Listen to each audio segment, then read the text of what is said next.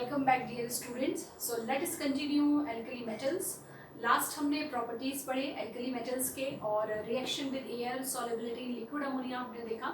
अब नेक्स्ट देखते हैं reaction with water. Okay, so next property is reaction with water. See, water के साथ एल्कली मेटल्स का कैसा रिएक्शन होगा? बहुत ज़्यादा विग्रस रिएक्शन होगा, हाईली वायलेंट रिएक्शन होता है। तो सारे एल्कली मेटल्स वाटर से विग्रसली रिएक्ट करते हैं। छोटा सा भी पीस अगर हम एल्कली मेटल का इसमें ऐड करेंगे वाटर में तो वो एकदम से वहाँ पर जो है फायर कैच करेगा, साउंड प्रोड्यूस करेगा, पॉपिंग साउंड आएगा, क्योंकि हाइड्रोजन लिबरेट होगी। बहुत स्ट्रॉन्ग रिड्यूसिंग एजेंट है तो वाटर से H2 लिबरेट कर देंगे। ठीक है, तो ये देखिए एक सिंपल ये इनका रिएक्शन वाटर के साथ कैसा होता है। H2O के साथ रिएक्ट करके कॉरेस्पॉन्डिंग मेटल हाइड्रोक्साइड बनाएंगे एंड लिबरेट हाइड्रोजन गैस। ठीक है, अब ये देखो कि ये रिएक्शन क्या सारे एल्कली मेटल्स शो करते हैं? Yes, where what is M is lithium, sodium, potassium, rubidium, caesium and reaction is highly exothermic. ये रिएक्शन कैसा रहेगा? एक्सोथर्मिक रहेगा। कल मैंने आपको बताया था कि साइंटिस्ट अगर पोटेशियम का एक छोटा सा भी वायर उसको वाटर में ऐड करेंगे तो बहुत प्रिकॉशंस के साथ एडिशन होगा और बहुत ज़्यादा फायर प्रोड्यूस होती है बहुत तेज़ी से। कि बहुत ज़्यादा एक्सोथर्म डेवलप होता है, जल भी सकते हैं। लैब में सोडियम तो कि सोडियम एक्सट्रैक्ट बनाने के लिए आपको दिया जाता है प्रैक्टिकल केमिस्ट्री में। वहाँ पर छोटे छोटे पीसेस टीचर आपको कट करके देता है, तो वहाँ वो छोटा सा सोडियम हमको उसको टेस्ट ट्यूब में थोड़ा सा हीट करके फ्यूजन करना होता है उसका, क्योंकि सोडियम एक्सट्रैक्ट बनाना होता है। बट यूजुअली स्टूडेंट्स केयरफुली नहीं रहते और इस तरह से बात कर रहे हैं और ऐसे हीट कर रहे हैं, तो वो सोडियम का पीस उछल के दूर फायर कैच करता हुआ जाता है और किसी की आंख पे गिर सकता है, किसी के फेस पे गिर सकता है और बर्निंग हो जाती है। कई बार ऐसे भी सीवियर एक्सीडेंट्स हो जाते हैं कि बच्चों की आंख भी जल जाती है। तो in chemistry lab you have to be very very careful always, right? So see this reaction is exothermic and corresponding क्या बनाएंगे? ये हाइड्रोक्साइड्स का फॉर्मेशन करेंगे। Now see here is one question that reaction सारे ये वायलेंटली रिएक्ट करते हैं। सभी एल्कली मेटल्स कैसे रिएक्ट करते हैं? वायलेंटली। बट एक क्वेश्चन है बहुत अच्छा, lithium has most negative E0 yet its reaction with water is less vigorous। देखिए वाटर के साथ रिएक्शन मीन्स ऐसा क्यों हो रहा है? वाई? बहुत अच्छा क्वेश्चन है कि नेगेटिव E0 आप थोड़ा सा समझ चुके हैं कि जो है स्टैंडर्ड इलेक्ट्रोड पोटेंशियल्स की वैल्यू जितना नेगेटिव में होगी उतना स्ट्रॉन्ग रिड्यूसिंग एजेंट है और जितना पॉजिटिव में रहती है उतना पावरफुल ऑक्सीडाइजिंग एजेंट है। लिथियम का जो E0 है मोस्ट नेगेटिव आता है पीरियड उसमें इलेक्ट्रोकेमिकल सीरीज में। तो ये लिथियम का जो E0 है बेटा ये कितना रहता है? इट इज -3.0 वोल्ट है ये, तो बहुत सबसे हाईएस्ट टॉप पर है lithium. And that's why therefore lithium is strongest reducing agent. सबसे strong reducing agent among metals कौन है? लिथियम है। तो अभी एक बहुत सोचने वाली बात है कि लिथियम जब इतना नेगेटिव E0 है, हमने कहा कि जितना नेगेटिव E0 होगा उतना अच्छा रिड्यूसिंग एजेंट है और जितना स्ट्रॉन्ग रिड्यूसिंग एजेंट है वाटर से हाइड्रोजन उतनी ही तेजी से लिबरेट करेगा। ठीक है, लेकिन यहाँ पर फिर ये देखा गया कि इसका रिएक्शन वाटर से लेस विग्रस होता है as compare to sodium, potassium, rubidium, caesium. अब सोचेंगे कि ऐसा क्यों हो रहा है, क्या हो सकता है? मतलब दोनों बातें एक दूसरे के कॉन्ट्रेरी हैं, बट उसके बाद भी E0 कैसा आ रहा है? मोस्ट नेगेटिव आ रहा है। तो अब और अगर आप इसको भी इस तरह से भी रिलेट कर सकते हैं कि हमने देखा आयनाइजेशन एंथैल्पी क्या होता है? डाउन द ग्रुप डिक्रीज होती है। तो सबसे तेजी से इलेक्ट्रॉन कौन लूज कर सकता है? सीजियम। इलेक्ट्रोपॉजिटिव नेचर सबसे ज़्यादा किसका होगा? सीजियम का। लेकिन उसके बाद भी सबसे स्ट्रॉन्ग रिड्यूसिंग एजेंट कौन है? लिथियम है। तो ये बहुत अच्छा पॉइंट है बेटा। उसका रीज़न पहला आता है, देखिए लिथियम को एक इलेक्ट्रॉन लूज करके Li+ बनाने की जो इसकी टेंडेंसी है ये सबसे ज़्यादा फास्ट होती है। ठीक है, और ये एक means its ionization enthalpy is high, that is true. Ionization enthalpy इसकी कैसी है? ज़्यादा है। आयनाइजेशन एंथैल्पी ज़्यादा होने के बाद भी ये इसमें से इलेक्ट्रॉन निकल रहा है और इवन ई नॉट कैसा आ रहा है, मोस्ट नेगेटिव आ रहा है, और उसके बाद भी सबसे पावरफुल रिड्यूसिंग एजेंट बन रहा है। तो कौन से फैक्टर्स हैं, क्यों लिथियम से आयनाइजेशन एंथैल्पी हाई होने के बाद भी लिथियम जो है इलेक्ट्रॉन तेजी से निकाल देता है, उसका रीज़न देखिए। यहाँ पर कन्फिग्रेशन वाइज अगर आप देखें, लिथियम एक छोटा एलिमेंट है और वो एक अनस्टेबल कन्फिग्रेशन में रहने के लिए जो है तैयार नहीं है। वो जितना जल्दी से स्टेबिलिटी गेन करेगा उतना, मतलब उसको उस बात की उतनी ज़्यादा जल्दी रहेगी कि मैं जल्दी से स्टेबिलिटी गेन करूं और Li+ स्टेट में आ जाऊं। लेकिन ठीक है, जल्दी तो सभी को रहती है स्टेबल बनने के लिए, हर कोई चाहता है कि मैं जल्दी से जल्दी स्टेबल बन जाऊं। कोई सोचेगा कि मैं जल्दी से जल्दी अंबानी जितना रिच बन जाऊं, पर ऐसा पॉसिबल है क्या? कोई फैक्टर्स होने चाहिए। आप सोच सकते हैं मेरी AIR1 आ जाए, बट इतनी आसानी से तो AIR1 नहीं आती। बहुत बहुत हार्डवर्क करना पड़ता है, बहुत मेहनत करनी पड़ती है, सारी बातें सब कुछ छोड़ना पड़ता है। जैसे अभी आपको AIR1 जिसने एडवांस में JEE एडवांस में लाई है, जो बच्चा जो फर्स्ट रैंकर आया है पुणे का, अगर आपने उसका इंटरव्यू पढ़ा हो तो उसने बताया है कि 4 इयर्स तक I was away from smartphone. ठीक है, तो ये टीवी एंड स्मार्टफोन सबसे दुनिया से दूर था और सिर्फ पढ़ाई में इन्वॉल्व था पूरी तरह से। तो फिर ऐसी सक्सेस डेफिनेटली अचीव की जा सकती है। तो ऐसी ही बातें हैं। तो स्टेबिलिटी गेन करने के लिए मेहनत तो करनी पड़ेगी, और कोई तो फैक्टर्स हैं जो लिथियम को की स्ट्रॉन्गेस्ट रिड्यूसिंग एजेंट बना रहे हैं। जबकि लिथियम सबसे हार्ड है, उसका हार्डनेस ज़्यादा है, आयनाइजेशन एंथैल्पी ज़्यादा होगी, हर एक फैक्टर उसमें ज़्यादा आ रहा है। देखिए ये जो ई नॉट है, ये मैंने आपको डी ब्लॉक में बताया था दैट ये डिपेंड करता है बॉर्न हेबर साइकिल पे। तो बॉर्न हेबर साइकिल कैलकुलेशन अगर हम देखते हैं, देखिए ये कैसा होगा, लिथियम सॉलिड स्टेट में है, सॉलिड से किस में जाएगा, ये लिथियम गैसेस स्टेट में जाएगा। लिथियम मोनोएटॉमिक गैसेस स्टेट में जब जाएगा तो यहाँ पर इसको एंथैल्पी ऑफ सब्लिमेशन लगेगा। तो ये एंथैल्पी ऑफ सब्लिमेशन में इन्वॉल्व होगा enthalpy of fusion means relative melting point and then vaporization point. तो हम एंथैल्पी ऑफ सब्लिमेशन लिख रहे हैं इसको।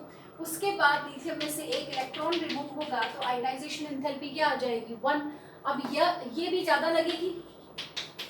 तो देखो ये जो प्रोसेस है, यहाँ उसने ज़्यादा आयनाइजेशन एंथैल्पी गेन करी। कंपेयर करो उसको सोडियम से, सोडियम का मेल्टिंग पॉइंट कम होता है लिथियम से, लेकिन फिर भी लिथियम से जो है लिथियम को ज़्यादा एनर्जी यहाँ पे लगेगी मेल्ट होने के लिए, एज वेल एज लिथियम के आयनाइजेशन एंथैल्पी भी ज़्यादा है, सराउंडिंग से ज़्यादा ही एनर्जी गेन कर रहा है। लेकिन जैसे ही Li+ कैटायन बना, ये अभी गैसियस कैटायन है, ठीक है, ये एक गैसियस कैटायन है, और अब ये गैसियस कैटायन जब वाटर में जाएगा तो वाटर में ये हाइड्रेशन करेगा और Li+ बनाएगा। Now this Li+ is hydrated cation, और इस टाइम जो एंथैल्पी होगी वो होगी heat of hydration which is exothermic process. ठीक है, एक्सोथर्म प्रोड्यूस होगा, और heat of hydration is the only factor that compensates all the high energy required by lithium. ठीक है, तो इसका जो हाइड्रेशन एंथैल्पी है लिथियम का ड्यू टू वेरी हाई 1000 से अबव रहता है। एक छोटा सा कंपैरिजन मैं आपको बता देती हूँ। Cl- anion का हाइड्रेशन एंथैल्पी होता है 300 अप्रॉक्स 300 किलोजूल पर मोल, और लिथियम का ये वैल्यू जाता है अप्रॉक्स 1000 किलोजूल से अबव रहता है, 1100 समथिंग वैल्यू रहेगा इसका। तो इतनी हाई आयनाइजेशन एंथैल्पी प्रोड्यूस होगी जब लिथियम हाइड्रेशन करेगा। और क्यों हाइड्रेशन करेगा, हाइड्रेशन क्योंकि ये बहुत छोटा कैटायन है, जैसे ही इतना स्मॉल साइज कैटायन बना, इस पे सिर्फ एक मोनोवैलेंट चार्ज है, ओनली 1 मोनोवैलेंट चार्ज भी इस पर बहुत बहुत ज्यादा होगा। ठीक है, तो very very high hydration enthalpy compensates its high ionization enthalpy and enthalpy of sublimation in Born-Haber cycle calculation, energy calculations हैं। तो इसलिए Li से Li+ का फॉर्मेशन, Li से Li+ का फॉर्मेशन कैसा है, हाईली फेवरेबल हो गया।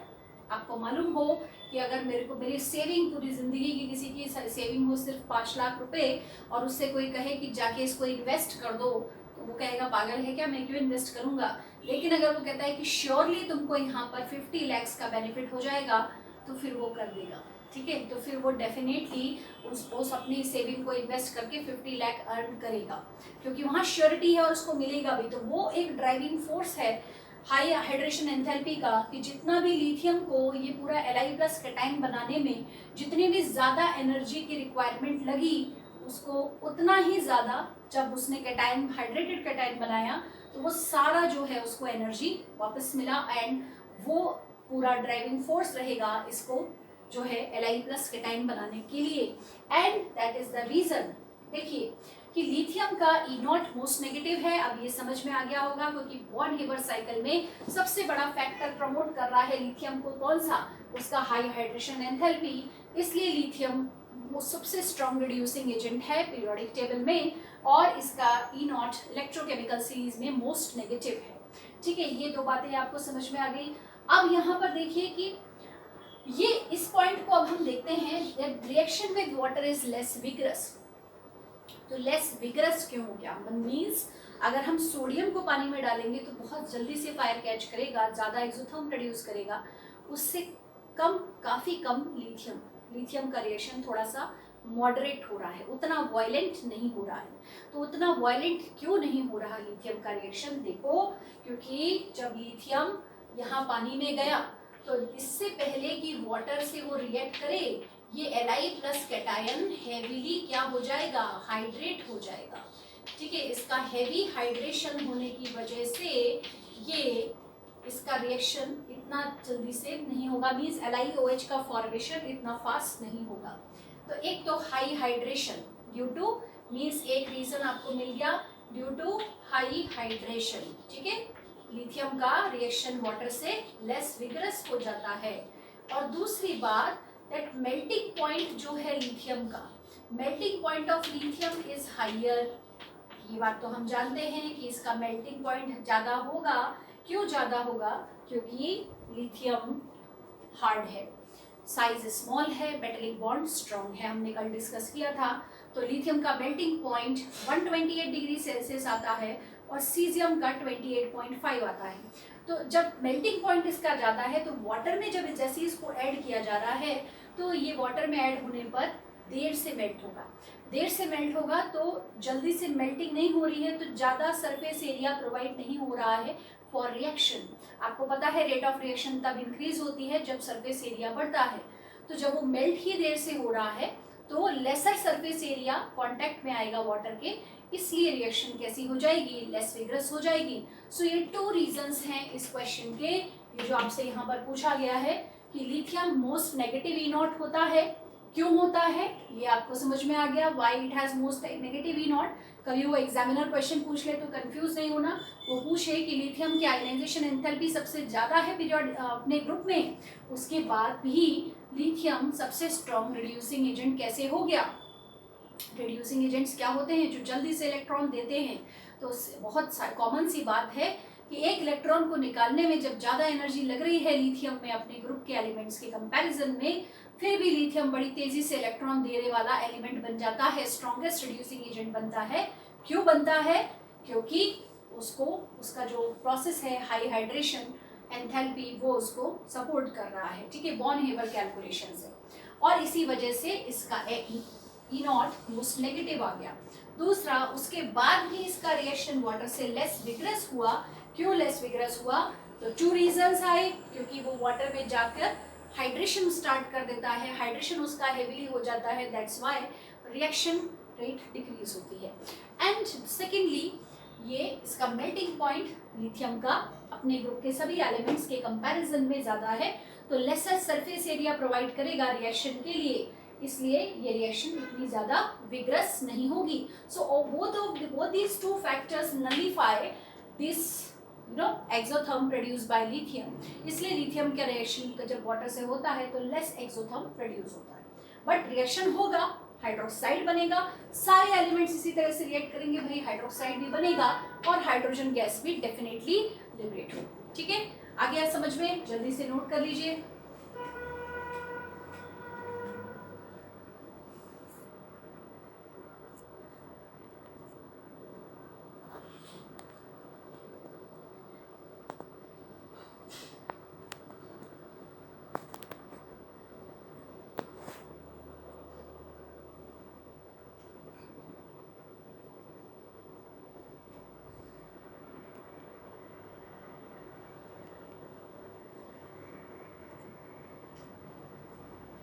डन. Now next.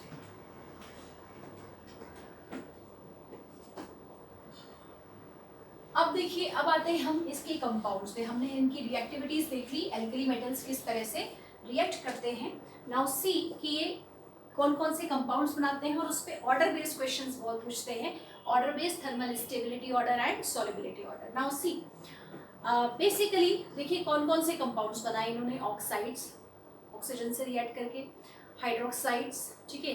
फिर इनके कार्बोनेट्स भी एग्जिस्ट करते हैं, सल्फेट्स भी एग्जिस्ट करते हैं, बाइकार्बोनेट्स एग्जिस्ट करते हैं, नाइट्रेट्स बनाते हैं. तो इन सब की हमको प्रॉपर्टीज कंपेयर करनी है. तो देखो, फर्स्ट लेते हैं सबसे पहले ऑक्साइड्स, ठीक है.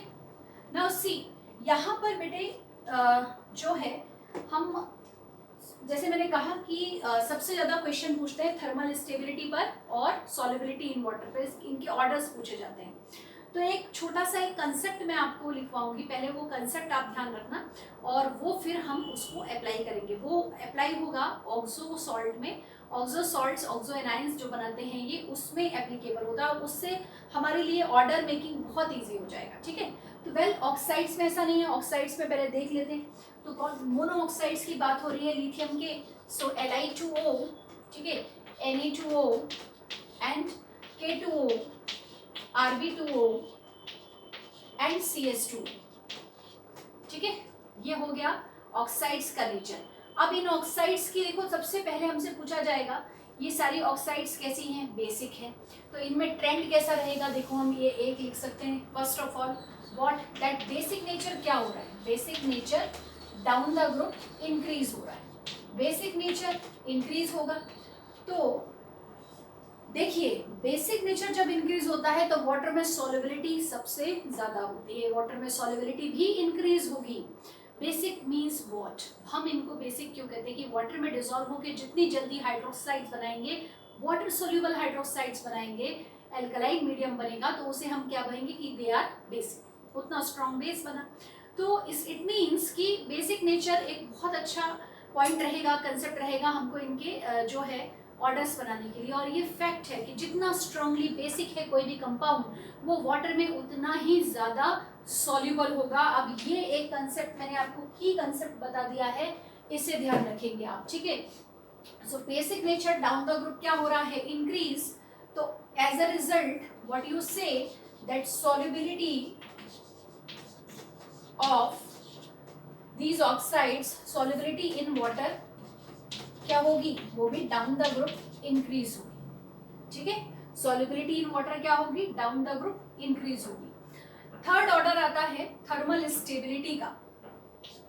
देखो, थर्मल स्टेबिलिटी कैसे चेक करते हैं. थर्मल स्टेबिलिटी, अब ये छोटी छोटी ऑक्साइड्स हैं. अब इस थर्मल स्टेबिलिटी के लिए हैंड शेकिंग का कंसेप्ट हम देखते हैं, ठीक है. तो थर्मल स्टेबिलिटी बेसिकली क्या होगा बेटे कि देखो, एनायन कैसा है, स्मॉल. कैटायन कैसा है, यहाँ पर लार्ज. डाउन द ग्रुप जा रहे हैं तो कैटायन का साइज लार्ज हो रहा है. छोटा बच्चा छोटे बच्चे से हैंडशेक करेगा तो हैंडशेकिंग अच्छी रहेगी, ग्रिपिंग अच्छी आएगी. तो आप उसी को देखते जाइए. अब यहाँ हमें दिख रहा है कि जो एनायन आ रहा है वो एनायन है छोटा. तो जब एनायन छोटा है और डाउन द ग्रुप जाने पे कैटायन का साइज इंक्रीज हो रहा है, तो हैंड शेकिंग, ग्रिपिंग वीक पड़ेगी. इसलिए क्या होगा, thermal stability down the group decrease हो जाएगी, ठीक है. तो थर्मल स्टेबिलिटी का ऑर्डर रिवर्स हो जाएगा. थर्मल स्टेबिलिटी सबसे ज्यादा होगी Li2O, then Na2O, then K2O, Rb2O and CS2O, ठीक है. आगे बात समझ में, ये एक सिंपल सा कंसेप्ट याद रखिए. थर्मल स्टेबिलिटी क्या हो रही है, डाउन द ग्रुप डिक्रीज हो रही है, डिक्रीजेस डाउन द ग्रुप.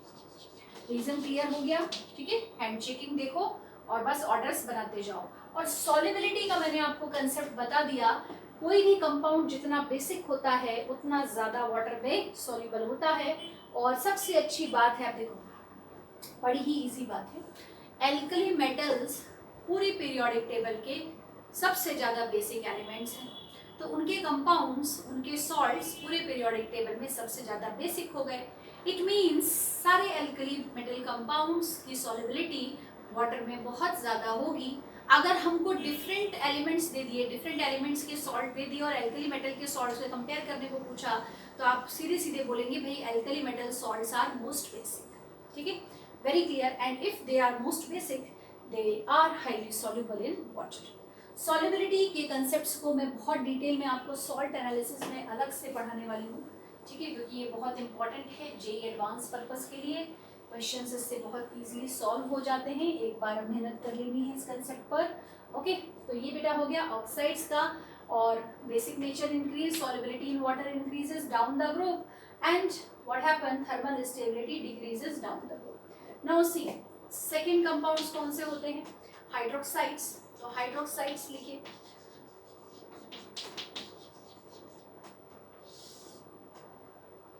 अच्छा, before going towards hydroxides I must tell you some important point in these oxides।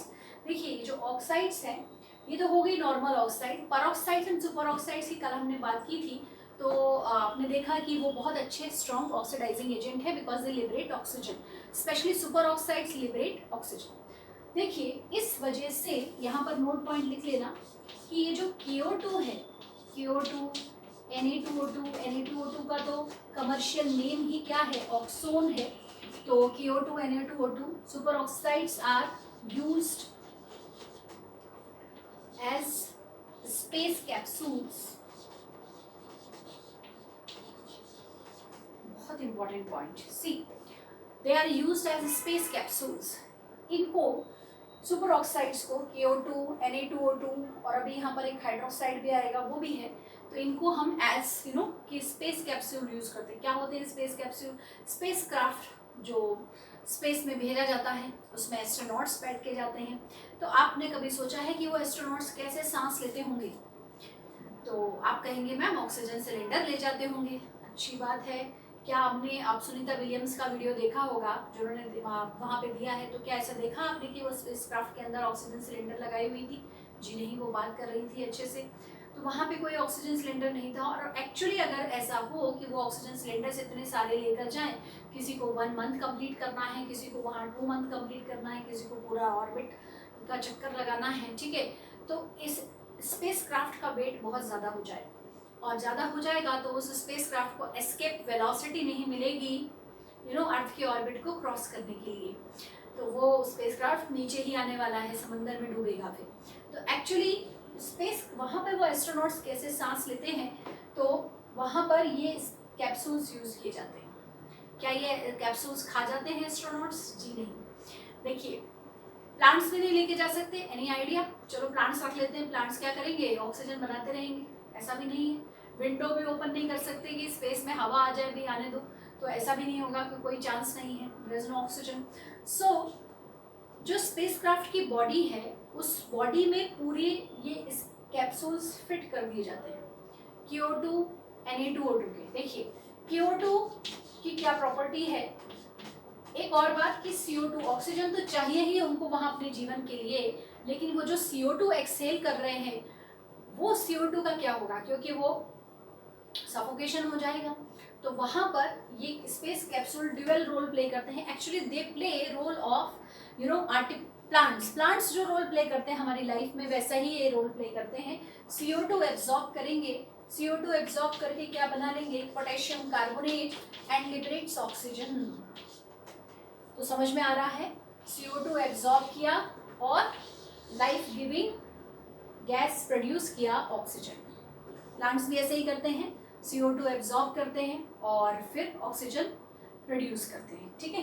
तो ये पूरे स्पेसक्राफ्ट की बॉडी में फिट रहते हैं और इनका एडवांटेज भी है कि ये एल्कली मेटल्स के कंपाउंड्स हैं, तो ये लाइट इन वेट रहते हैं। तो उधर पूरा फिट भी करने के बाद कोई वेट नहीं बढ़ता बहुत ज़्यादा, तो वहाँ ऐसा कुछ प्रॉब्लम नहीं आती वेट वाइज भी, और एस्ट्रोनॉट्स अच्छे से सांस लेते हैं।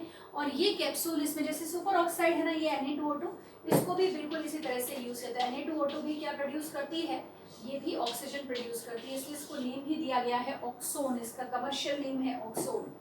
और इनको सबमेरीन्स में भी यूज किया जाता है, पानी में सोचो सबमेरीन्स में रहते हैं वहाँ पर, आपने गाजी अटैक मूवी देखी हो शायद, तो वहाँ सबमेरीन में भी सारे इंजीनियर्स या सोल्जर्स थे, तो they were not wearing oxygen cylinders, और वो वहाँ पर विंडो भी ओपन नहीं कर सकते, वेल आ जाएगी, शार्क लेके चली जाएगी उनको। तो भाई यहाँ पर भी यही कैप्सूल्स सबमरीन्स की बॉडी में फिट रहते हैं फॉर देयर सर्वाइवल। जितने भी क्राउडेड प्लेसेस हैं, मॉल्स हैं, सिनेमा हॉल्स हैं, ठीक है, वहाँ पर भी क्योंकि सफोकेशन ना हो जाए और इसके लिए भी ये सारे कैप्सूल्स फिट रहते हैं। तो दे आर वेरी यूजफुल, ठीक है। तो याद रखिएगा CO2, सुपर ऑक्साइड्स, इनको यूज करते हैं टू प्रोड्यूस ऑक्सीजन। ओके, चलो अब नेक्स्ट आ जाते हैं बेटे हाइड्रोक्साइड्स पर। हाइड्रोक्साइड्स के ऑर्डर देखें तो हाइड्रोक्साइड्स कौन कौन से बनाएंगे ये, LiOH, NaOH, KOH, RbOH and CSOH, ठीक है। अब हाइड्रोक्साइड्स में क्या होगा, टेल मी, बेसिक नेचर क्या होने वाला है, basic nature down the group increase होने वाला है, बेसिक नेचर इंक्रीजेस, ठीक, क्योंकि इलेक्ट्रोपॉजिटिव बेसिक नेचर तो एल्कली मेटल में इंक्रीज ही होगा डाउन द ग्रुप, क्योंकि इलेक्ट्रोपॉजिटिव नेचर इंक्रीज होता है, बेसिक नेचर भी इंक्रीज होगा। मीन्स इन हाइड्रोक्साइड्स को वाटर में डिसॉल्व करेंगे तो देखिए इंटरन्यूक्लियर डिस्टेंस सीजियम और ये हाइड्रोक्साइड आयन में सबसे ज़्यादा होगा, तो ये इंटरन्यूक्लियर डिस्टेंस ज़्यादा है तो उतनी जल्दी ये बॉन्ड ब्रेक होगा उधर और जल्दी से OH माइनस फर्निश कर देगा, तो स्ट्रॉन्ग बेस हो जाएगा। तो बेसिक नेचर इंक्रीज हो गया।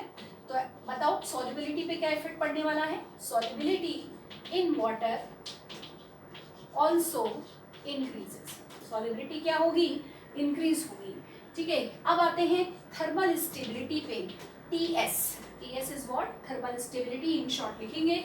थर्मल स्टेबिलिटी के बारे में सोचो, अब OH माइनस जो एनायन है ये लार्ज है, तो एनायन जब लार्ज है बेटे तो कैटायन का साइज नीचे जाने पे इंक्रीज हो रहा है, लिथियम छोटा बच्चा हो गया और OH माइनस उसके लिए बड़ा बच्चा हो गया, तो ये हैंड शेकिंग इम्प्रॉपर है तो ये अनस्टेबल हो जाएगा। तो डाउन द ग्रुप जाने पे थर्मल स्टेबिलिटी क्या होगी, इंक्रीज होगी, ठीक है। तो बहुत अच्छा हो गया, बेसिक नेचर भी इंक्रीज हो रहा है, सॉल्युबिलिटी इन वाटर भी इंक्रीज होगी, थर्मल स्टेबिलिटी भी इंक्रीज होगी। एंड इनफैक्ट एक और अच्छी बात है कि ये जो LiOH है, LiOH has significant covalent character,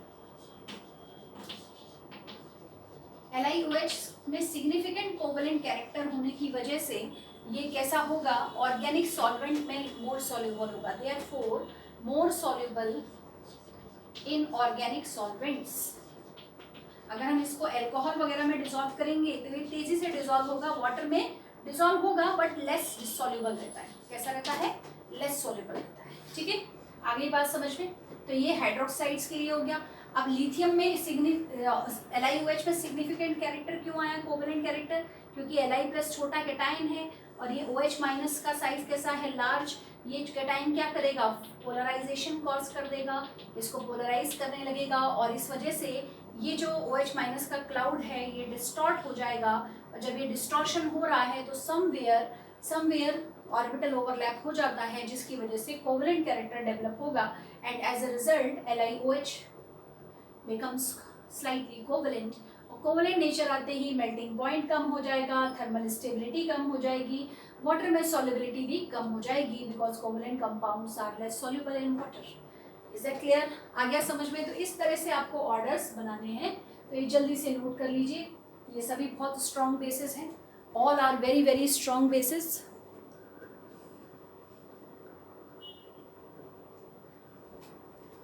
and in fact periodic table के सबसे ज़्यादा स्ट्रॉन्ग बेसिस यही हैं, सारी पीरियोडिक टेबल में सबसे ज़्यादा खतरनाक जो हाइड्रोक्साइड्स है वो यही है, और कास्टिक सोडा NaOH को इसलिए हम कहते हैं क्या, कास्टिक सोडा, ठीक है। और KOH उससे भी ज़्यादा होगा, CS सीजियम हाइड्रोक्साइड सबसे ज़्यादा बेसिक होगा। ऑर्डर्स इस तरह से सिंपली याद रखिए। अब थर्ड आते हैं, थर्ड कंपाउंड्स हैं इनके carbonates, very very important, carbonates पर बहुत क्वेश्चन आते हैं। देखिए बेटे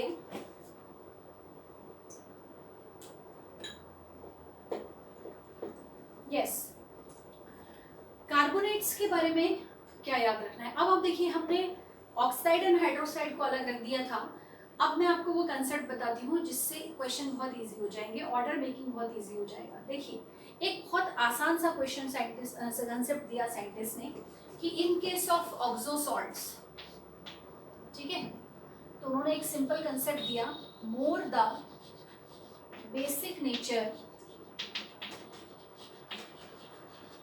of oxysalts, more is the solubility in water,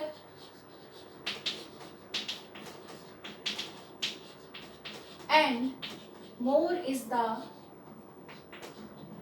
higher is the thermal stability, लेकिन यहाँ पर एक्सेप्शन है, except group two carbonates and sulphates, except group 2 carbonates and sulfates. Very important concept, very important point. ये अगर आपने याद रख लिया है तो मैक्सिमम वाटर्स बन जाएंगे. ऑक्सी सॉल्ट्स की बात हो रही है. कौन से ऑक्सी सॉल्ट्स पढ़ने हैं? Oxy salts means what? Acids के जो एनायंस हैं, सल्फ्यूरिक एसिड का सल्फेट, कार्बोनिक एसिड का कार्बोनेट, बाइकार्बोनेट, फिर नाइट्रिक एसिड का नाइट्रेट. ठीक है, तो ये व्हाट परक्लोरेट्स मीन्स डिफरेंट जो ऑक्सीज एसिड्स हैं उनके जो एनायंस से सॉल्ट बनेंगे अल्कली मेटल्स के, उन ऑक्सी सॉल्ट्स की बात हो रही है. तो अगर ऑक्सी सॉल्ट्स का डिस्कशन है तो सीधे आपको बेसिक नेचर देखना है.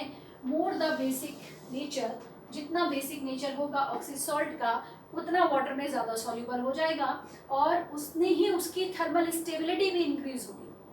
तो बेसिक नेचर से डायरेक्टली रिलेट कर दिया उन्होंने थर्मल स्टेबिलिटी को. लेकिन थर्मल स्टेबिलिटी ये कंसेप्ट ऑक्सी सॉल्ट्स में अप्लाई कर सकते हैं, but not in case of simple anions. Simple anions मैंने बात की OH minus, O2 minus hydroxide, या फिर हेलाइड के आयंस आएंगे जो मोनोवेलेंट एनायंस है, वहाँ पर अलग हो जाता है.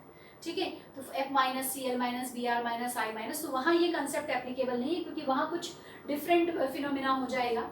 फजान्स रूल वगैरह एप्लीकेबल हो जाएगा, उस वजह से डिफरेंट ऑर्डर्स मिल सकते हैं. लेकिन यहाँ पर ऐसे नहीं है मुझे. तो आप ऑक्सी सॉल्ट्स के ऑर्डर्स पे क्वेश्चन आता है तो इस कंसेप्ट को याद रख के फटाफट ऑर्डर्स बना सकते हैं. यहाँ पर भी ऑक्सी सॉल्ट में एक्सेप्शन उन्होंने दिया है, और एक्सेप्शन कहाँ दिया है? Group 2 carbonates and sulphates. In fact इसको आगे लिख लीजिए कि क्या प्रॉब्लम है, क्या थर्मल स्टेबिलिटी उनकी डिक्रीज होती है? जी नहीं, थर्मल स्टेबिलिटी तो उनकी इंक्रीज ही होगी डाउन द ग्रुप. लेकिन ग्रुप 2 के कार्बोनेट्स एंड सल्फेट्स में, except group 2 metal carbonates and sulphates, solubility decreases down the group. ठीक है, ये सिर्फ वहाँ, ये मैं आपको वहाँ पर भी स्पेशली बताऊंगी. तो ये थर्मल स्टेबिलिटी तो वहाँ भी इंक्रीज होगी, लेकिन सॉल्युबिलिटी कार्बोनेट्स और सल्फेट्स की एल्कलाइन अर्थ मेटल्स में डाउन द ग्रुप डिक्रीज हो जाती है. ठीक है, इज दैट क्लियर? तो अब आ जाते हैं इसके कि डिफरेंट पॉइंट्स पर. नाउ सी, सबसे पहले ये जो कार्बोनेट्स हैं, इन कार्बोनेट्स का हीटिंग इफेक्ट. सी, यहाँ से मेटल कार्बोनेट्स का हीटिंग इफेक्ट मैं आपको सिखा रही हूँ.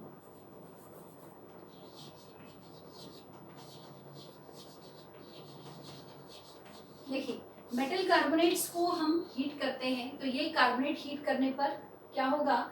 ये डिकम्पोज नहीं होंगी, they are stable. Actually usually क्या होता है, मेटल कार्बोनेट्स को अगर हम हीट करते हैं तो मेटल ऑक्साइड बनती है, metal oxide, and must liberate carbon dioxide.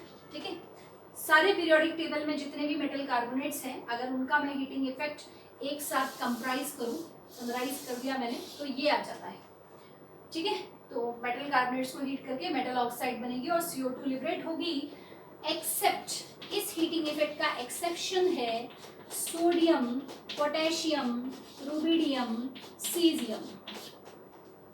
देख लीजिए, ये जो 4 मेटल्स आए हैं, ये कौन से मेटल्स हैं? एल्कलाइन अर्थ मेटल्स हैं.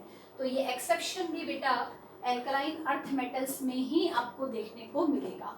ठीक है, एक्सेप्शन भी आपको एल्कलाइन अर्थ मेटल्स में ही देखने को मिलेगा. तो यहाँ पर ये मान के चलो, जहाँ एक्सेप्शंस आपको कुछ जहाँ गड़बड़ देखने को आएगी वो इन 4 के साथ आएगी हीटिंग इफेक्ट में. ये 4 विलेन हैं.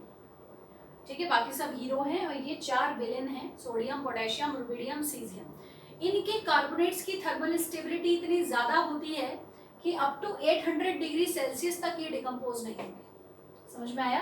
अप टू 800 डिग्री सेल्सियस तक ये डिकम्पोज नहीं होंगे इनटू देयर मेटल ऑक्साइड और CO2 लिबरेट नहीं करेंगे। लेकिन यहाँ पे ठीक है, ग्रुप 1 का ये नेचर हो गया, पर गद्दारी कौन कर रहा है? लिथियम। लिथियम गद्दारी कर रहा है, क्योंकि देखो लिथियम डिकम्पोज हो जाएगा, इसका मतलब है, तो बिल्कुल सही है। तो Na2 इट मीन्स यहाँ लिखेंगे but Li2CO3 decomposes readily on heating। ये जल्दी से डिकम्पोज हो जाता है, ठीक है। कैसे डिकम्पोज होगा? Li2CO3 को हीट करेंगे तो ये डिकम्पोज होके लिथियम की मोनोऑक्साइड बना लेगा और कार्बन डाइऑक्साइड गैस लिबरेट कर देगा। क्यों हुआ है ऐसा? ये छोटा बच्चा है और ये बड़ा बच्चा खली आ गया, तो ये हैंडशेकिंग इम्प्रॉपर हो गई।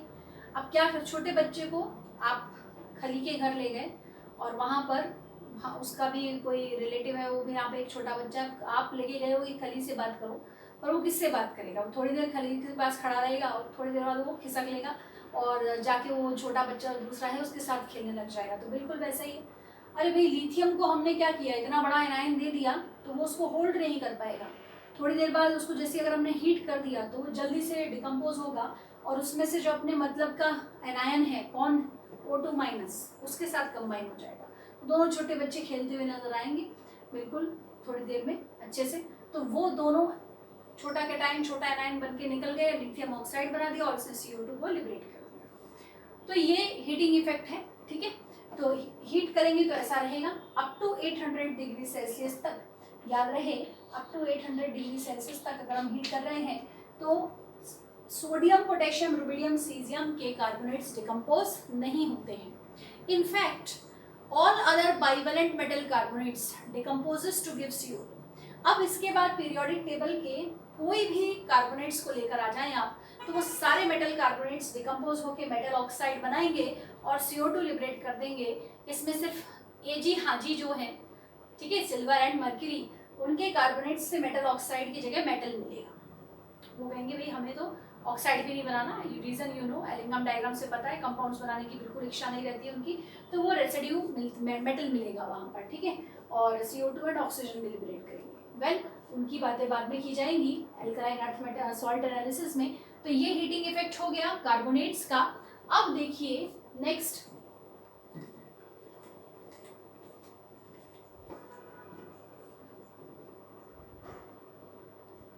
अब देखते हैं सॉल्युबिलिटी और थर्मल स्टेबिलिटी। हाँ, सबसे पहले अब देखो यहाँ पर मैंने ये सारे कार्बोनेट्स लिख दिए, Li2CO3, Na2CO3, K2CO3, Rb2CO3 and CS2CO3, ठीक है। तो डाउन द ग्रुप जाने पे अब चलो इस वाले कंसेप्ट से कोरिलेट करो। ये ऑक्सी सॉल्ट है और यहाँ एल्कली मेटल्स के ऑक्सी सॉल्ट में कोई एक्सेप्शन नहीं, ध्यान रहे। एक्सेप्शन जो इस कंसेप्ट का मिला है वो एल्कलाइन अर्थ मेटल्स के लिए मिला है। तो ये मोस्ट बेसिक होते हैं और इनका down the group basic nature क्या होता है? इंक्रीज। तो basic nature increases, basic nature increases down the group. जब बेसिक नेचर इंक्रीज होगा तो व्हाट यू से, solubility in water increases. Water में सॉल्युबिलिटी इनकी क्या हो रही है? इंक्रीज हो रही,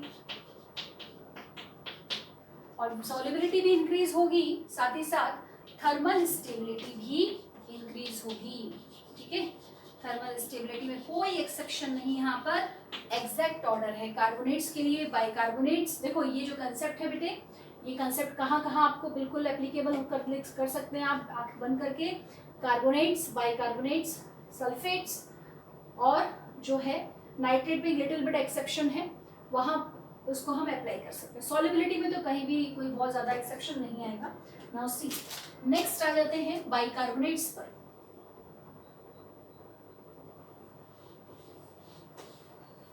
और इन कार्बोनेट्स में आपको मालूम है कि वन इम्पॉर्टेंट कार्बोनेट है कौन सा? Na2CO3.10H2O is known as washing soda।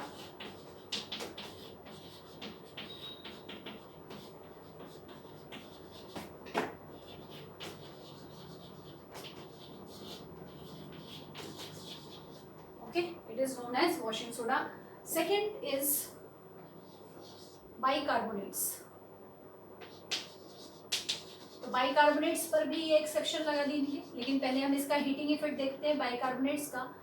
तो सारी पीरियोडिक टेबल, पूरी पीरियोडिक टेबल में जो जितने भी मेटल बाइकार्बोनेट्स प्रेजेंट हैं वहाँ पर बेटा सबसे अच्छी बात है कोई एक्सेप्शन नहीं है। All metal bicarbonates on heating decomposes to metal carbonates plus liberate CO2 and form water. This is the very very common heating effect. तो सारे के सारे मेटल बाइकार्बोनेट्स जो है किस स्टेट में मिलेंगे आपको, ये सॉलिड स्टेट में मिलेंगे एल्कली मेटल्स के, और इसमें सिर्फ लिथियम का जो है एक्सेप्शन आ जाएगा। वेल और एक अच्छी बात कि ऑल ये तो एक सिंपल कंसेप्ट हो ही गया कि हीटिंग इफेक्ट कॉमन है, कोई एक्सेप्शन नहीं है। पूरे पीरियोडिक टेबल के किसी भी मेटल बाइकार्बोनेट को अगर आप हीट करोगे तो वो डिकम्पोज होकर मेटल कार्बोनेट बनाएगा, CO2 फॉर्म करेगा और वाटर प्रोड्यूस कर देगा। ठीक है। दूसरी बात कि पीरियोडिक टेबल में ये जो 4 विलेन थे ना हमारे, ये विलेन है, इनके मेटल बाइकार्बोनेट सबसे ज़्यादा स्टेबल होते हैं और यही है जो सॉलिड स्टेट में मिलते हैं। सिर्फ यही 4 मेटल बाइकार्बोनेट सॉलिड स्टेट में मिलेंगे, बाकी सारे मेटल बाइकार्बोनेट्स लिक्विड स्टेट में एग्जिस्ट करेंगे। तो ये भी एक लिख लीजिए point. Sodium, potassium, rubidium, caesium bicarbonates, और यहाँ पर एक और अमोनियम बाइकार्बोनेट NH4HCO3। ये कोई मेटल बाइकार्बोनेट नहीं है, लेकिन हाँ ये 5 मेटल बाइकार्बोनेट सॉलिड स्टेट में एग्जिस्ट करते हैं, एग्जिस्ट इन सॉलिड स्टेट। ठीक है, these exist in solid state and या while rest all bicarbonates exist in liquid state। ठीक है, और यहाँ पर गद्दारी कौन कर रहा है, लिथियम, उसका एबनॉर्मल बिहेवियर हो गया।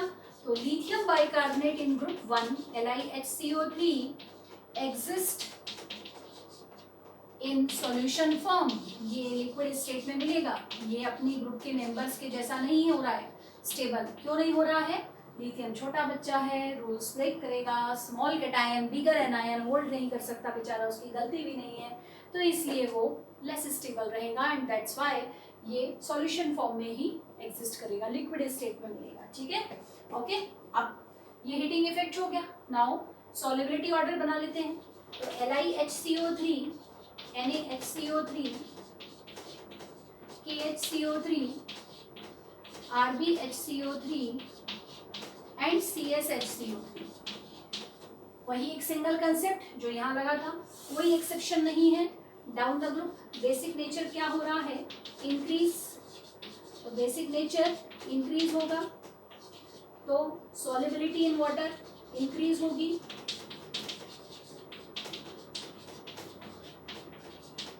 Down the group and thermal stability also increases. ठीक है, थर्मल स्टेबिलिटी का ऑर्डर ऐसा ही रहेगा। Down the group thermal stability क्या होने वाली है, इंक्रीज होने वाली है, कोई एक्सेप्शन यहाँ पर नहीं है। इसको जल्दी से नोट कर लीजिए, झट से होते जा रहे हैं क्वेश्चन, बहुत जल्दी जल्दी फास्ट आप ये कंसेप्ट्स याद रखो, नहीं तो बच्चे क्या है बड़े फंस जाते हैं इसमें। मैंने बहुत क्लियर आपको बता दिया, हैलाइड्स मोनोऑक्साइड्स के लिए एप्लीकेबल नहीं है, मोनोवेलेंट एनाइंस के लिए। ऑक्सी सॉल्ट्स के लिए ये कंसेप्ट बहुत अच्छा है और क्विकली क्वेश्चन सॉल्व होता है। वहाँ पर बैठ के कैटायन एनायन मैच मत करते रहना, कुछ जरूरत नहीं है, सिर्फ कंसेप्ट याद रखो, ऑक्सी सॉल्ट्स के क्वेश्चन जल्दी से सॉल्व हो जाएंगे। अच्छा, यहाँ और एक बात कि ये जो NaHCO3 है, sodium bicarbonate, it is used as baking soda. ये बेकिंग सोडा है, ठीक है, बेकिंग पाउडर में भी यूज होता है। बेकिंग पाउडर का मेन कंपोजिशन यही है। तो अगर बेकिंग सोडा नहीं होता तो केक, बिस्किट, पेस्ट्री सब कैसे खाएंगे, तो ये सब भाई इसी से बनता है। सोडियम बाइकार्बोनेट लिटिल अमाउंट में ऐड करते हैं।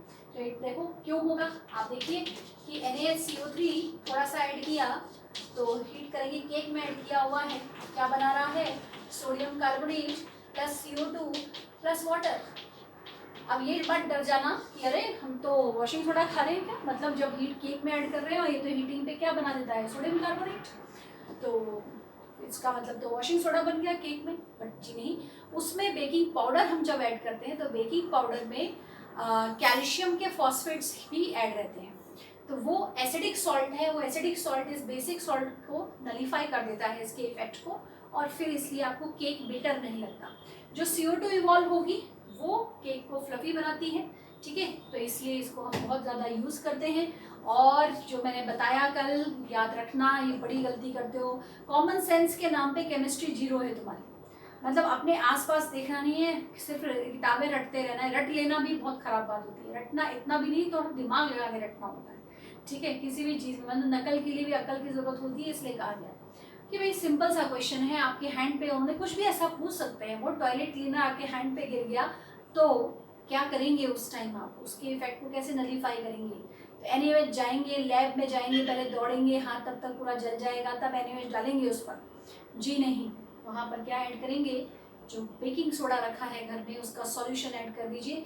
पहले पुराने ज़माने में बेकिंग सोडा को ही एंटी एसिड के फॉर्म में यूज़ किया जाता था, और कभी भी अभी भी यूज़ कर सकते हैं घर में, अगर इंस्टेंट कोई मेडिसिन नहीं है, ठीक है, एंटी एसिड नहीं और स्टमक में बहुत ज़्यादा एसिडिटी हो रही है, तो फिर थोड़ा सा लिटिल बिट सोडियम बाइकार्बोनेट का सॉल्यूशन अगर हम पी लेते हैं तो वो उसको नलीफाई कर देता है, और फिर वेल डॉक्टर के पास जाइए सबसे पहले। तो अब इसको लेकिन एंटी एसिड के फॉर्म में इसलिए यूज़ नहीं करते, ज़्यादा अच्छी मेडिसिन आ गई। इनो जो यूज़ किया जा रहा है, इनो में क्या है, यही है सोडियम बाइकार्बोनेट, ठीक है, ओके। सो वेल, ये हो गए बाइकार्बोनेट्स। अब थर्ड आते हैं नाइट्रेट्स पर, ठीक है, नाइट्रेट्स बड़े इंपॉर्टेंट है। सबसे पहले इन नाइट्रेट्स का हीटिंग इफेक्ट देख लेते हैं।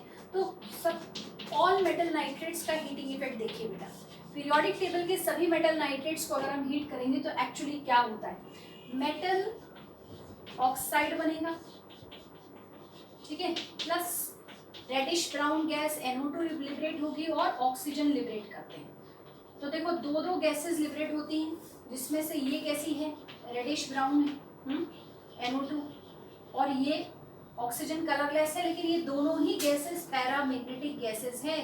तो अगर किसी सॉल्ट को हीट करने पर, ये लिखा के हिंट दिया हुआ है आपको कि हीट करने पर 2 पैरामैग्नेटिक गैसेस इवॉल्व हो रही है, तो वो नाइट्रेट होगा, ठीक है। तो मेटल नाइट्रेट्स का ये कॉमन हीटिंग इफेक्ट है। पूरी पीरियोडिक टेबल के सारे मेटल नाइट्रेट्स को अगर हम हीट करते हैं तो डिकम्पोज होके वो मेटल ऑक्साइड बनाएंगे, NO2 लिबरेट करेंगे एंड O2 लिबरेट करेंगे। But exception is always there, except यहाँ पर भी 4 विलेन आ गए, सोडियम, पोटेशियम, रुबिडियम, सीजियम, ये 4 विलेन्स खड़े हुए हैं। हम नहीं मानेंगे ये रूल, ये NO2 लिबरेट नहीं करते, ठीक है, ये चारों NO2 लिबरेट नहीं करेंगे। कैसे ले, क्या होगा भाई, देखो एक एग्जांपल देख लो, NaNO3 को हमने हीट किया तो ये क्या बनाएगा, NaNO2 plus O2, oxygen liberate करेंगे, बट नाइट्रोजन NO2 नाइट्राइट को नहीं छोड़ा इन्होंने, ठीक है, क्यों नहीं छोड़ा, रीजन आ रहा है समझ में। ये इन एल्कली मेटल कैटायंस आर सबसे larger, these are larger in their periodic table, in their corresponding period, ठीक है, तो इनका साइज लार्ज है और ये बिगर एनायन आ रहा है तो उसको वो होल्ड करके रखेंगे। यही कारण था कार्बोनेट्स के लिए, सोडियम, पोटेशियम, रुबिडियम, सीजियम बिगर एनायंस, बिगर कैटायंस है, बिगर कैटायंस बिगर एनायन को पकड़ के रख सकता है, स्टेबल होगा, ठीक है, और छोटा कैटायन होता है उसमें लिथियम, तो लिथियम जो है नहीं पकड़ पाता बिगर एनायन को, इसलिए लिथियम बाइकार्बोनेट अनस्टेबल भी होता है। ये सॉल्यूशन फॉर्म में भी आ गया, हीट करेंगे जल्दी डिकम्पोज भी हो जाएगा।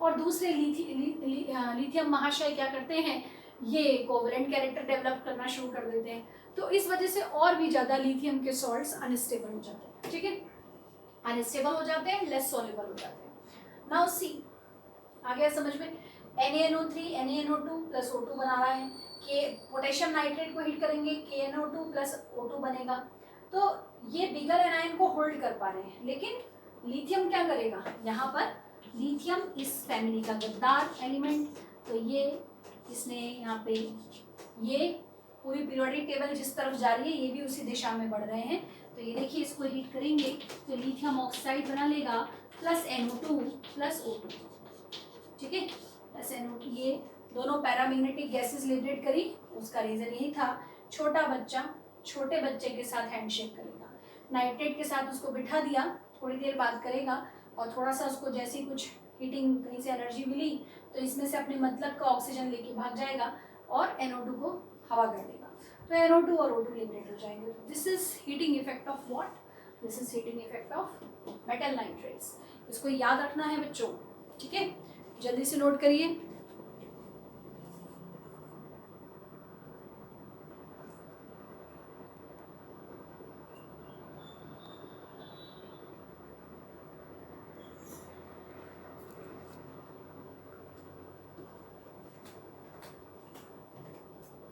डन।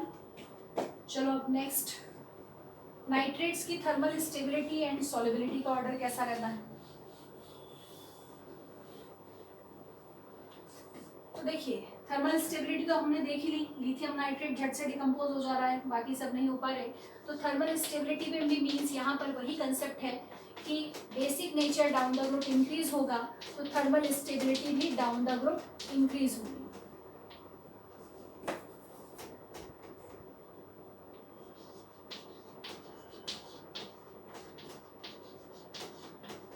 ठीक है, तो यहाँ पर basic nature down the group increase हो रहा है, थर्मल स्टेबिलिटी भी डाउन द ग्रुप इंक्रीज हो रही है, right. Now next is hashtag point है यहाँ पर, solubility of nitrates in water. Solubility का भी एक बहुत बड़ा कंसेप्ट है, बहुत बड़ा, वो याद रहना चाहिए। पीरियोडिक टेबल के सभी नाइट्रेट्स वाटर में हाईली सॉल्युबल होते हैं, all nitrates are soluble in water. ठीक है, कोई भी नाइट्रेट ऐसा नहीं है जो वाटर में सॉल्युबल नहीं है। और इस पॉइंट पर IIT ने क्वेश्चन भी पूछ लिया था कि नाइट्रेट्स अर्थ क्रस्ट में क्यों नहीं पाए जाते। क्वेश्चन पूछने का तरीका देखो, इसलिए वो IIT है। ठीक है, why nitrates are not found in earth crust? Because all nitrates are highly soluble in water.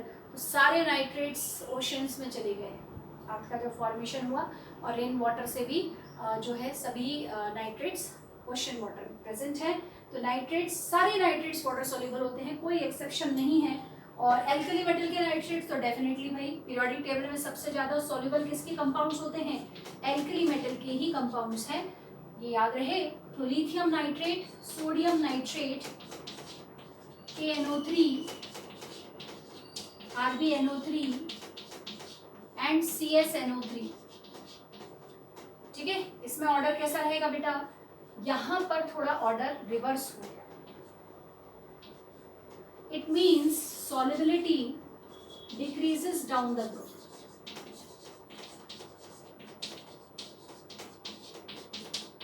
ठीक है, solubility in water decreases down the group nitrates के केस में। यस क्लास, तो देखिए अभी हमको इसमें नाइट्रेट्स में एक एक्सेप्शन देखने को मिला, ऑक्सी सॉल्ट्स में। आपको सिर्फ एक बात याद रखनी है कि नाइट्रेट्स में जो सॉल्युबिलिटी है वो solubility down the group decrease हो रही है, ये सबसे स्पेशल पॉइंट होता है। ठीक है, रेस्ट सारा उसी से करेक्ट होता है, that as more basic the salt, more is the thermal stability and more is the solubility in water. Thermal stability down the group ही इंक्रीज होगी क्योंकि बेसिक नेचर क्या हो रहा है? इंक्रीज हो रहा है। तो आप ये ऐसे ऑर्डर बना सकते हैं, देखिए ये इंक्रीज हो रहा है, राइट। लेकिन सिर्फ सॉल्युबिलिटी में अभी तक हमने जो ऑक्सी सॉल्ट्स देखे हैं वहाँ पर आपको नाइट्रेट्स में एक्सेप्शन मिल जाएगा। और एक एक्सेप्शन है, ये दो एक्सेप्शंस मैं आपको यहाँ पे लिखवा दे रही हूँ, इनको आप ध्यान में रखना है, इनको नोट कर लीजिए अच्छे से। रेस्ट सभी ऑक्सी सॉल्ट्स का एक ही पैटर्न रहेगा, that down the group basic nature increase होगा तो उनकी थर्मल स्टेबिलिटी भी इंक्रीज होगी और सॉल्युबिलिटी वाटर में भी इंक्रीज होगी। देखिए और कौन सा एक्सेप्शन है, और एक क्वेश्चन अच्छा है इंटरेस्टिंग कि परक्लोरेट्स भी ऑक्सी सॉल्ट्स है। ठीक है, तो परक्लोरेट्स जो ऑक्सी सॉल्ट्स हैं, तो यहाँ पर देखिए परक्लोरेट्स कौन कौन से हैं? LiClO4। अगर हम इसकी थर्मल स्टेबिलिटी देखें तो डाउन द ग्रुप इंक्रीज होगी, LiClO4, then NaClO4, then KClO4, okay, RbClO4,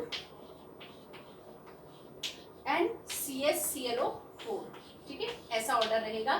तो TS क्या हो रहा है, थर्मल स्टेबिलिटी क्या हो रही, थर्मल स्टेबिलिटी इंक्रीज होगी डाउन द ग्रुप, क्योंकि बेसिक नेचर इंक्रीज हो रहा है, ठीक है, बेसिक नेचर इंक्रीजेस। लेकिन यहाँ पर भी बहुत बहुत स्पेशल बात आ गई कि जब हम इन परक्लोरेट्स की भी सॉलिबिलिटी देखते हैं तो सॉलिबिलिटी बेसिक नेचर के जस्ट रिवर्स हो जाएगी। सॉलिबिलिटी बेसिक नेचर के जस्ट रिवर्स हो रही है। It means LiClO4 is most soluble, after then NaClO4, then KClO4, then RbClO4, and least soluble will be CsClO4, ठीक है। तो सॉलिबिलिटी यहाँ पर, सॉलिबिलिटी का ऑर्डर कैसा रहेगा, डिक्रीजेस डाउन द ग्रुप। तो ये जो ट्रेंड है, ये ट्रेंड रिजेंबल कर रहा है किससे, नाइट्रेट से। नाइट्रेट्स में भी देख लीजिए, नाइट्रेट्स का थर्मल स्टेबिलिटी और परक्लोरेट्स का thermal stability down the group increase होता है, ठीक है, और सॉलिबिलिटी डाउन द ग्रुप क्या हो रही है, इनकी डिक्रीज हो रही है।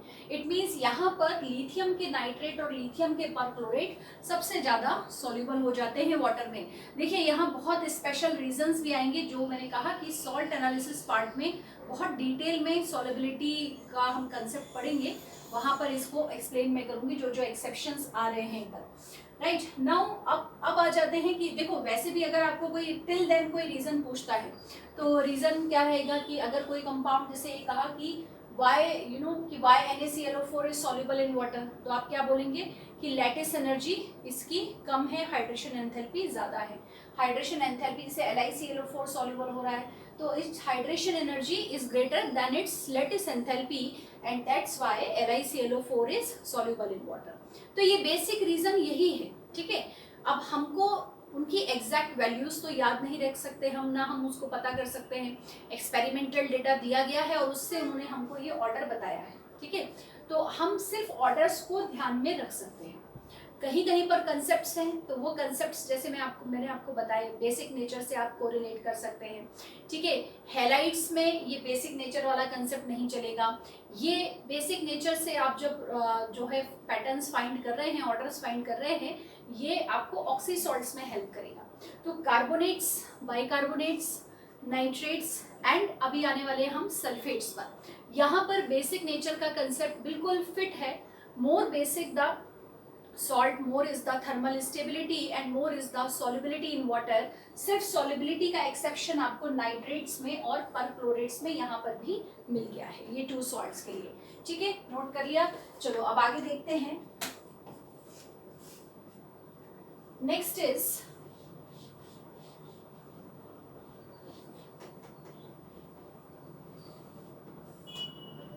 Next oxy salts are sulphates. तो सल्फेट्स का सिंपल यही कंसेप्ट रहेगा, Li2SO4 से आप देखेंगे सोडियम सल्फेट इसमें आ रहा है, Na2SO4, K2SO4, then Rb2SO4 and then what, CS2SO4, ठीक है। अब यहाँ पे कोई एक्सेप्शन नहीं, बेसिक नेचर का कंसेप्ट बिल्कुल यहाँ पर फिट बैठता है। तो ये सिंपली आप बोलेंगे that basic nature down the group increase हो रहा है, ठीक है, basic nature increases down the group. तो एज अ रिजल्ट क्या होगा, थर्मल सॉल्यूब, सबसे पहले बोलेंगे कि सॉल्युबिलिटी इन वाटर इंक्रीजेस,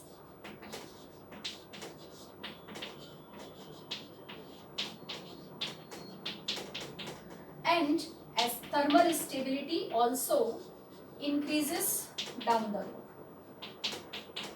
ठीक है, ओके। सल्फेट्स में कोई एक्सेप्शन नहीं है। मेटल सल्फेट्स स्टेबल भी होते हैं, इतनी जल्दी से डिकम्पोज भी नहीं होंगे कि डिकम्पोज होके कि आपको ये SO2 और SO3 दे दें, तो ऐसा भी हमको यहाँ पर नहीं मिलेगा देखने को, ठीक है। तो सल्फेट्स के लिए आप इतनी बात याद रखें, ये सभी सल्फेट्स स्टेबल होंगे। लेकिन अगर हम लिथियम सल्फेट को हीट करेंगे तो आपको पता है लिथियम जो है Li2SO4 को अगर आप हीट करेंगे तो ये डिकम्पोज हो जाएगा, जल्दी से डिकम्पोज होके Li2O बना देगा एंड SO2 लिबरेट करेगा एंड हाफ ऑक्सीजन, ठीक है। तो ये लिथियम सल्फेट का हीटिंग इफेक्ट रहेगा।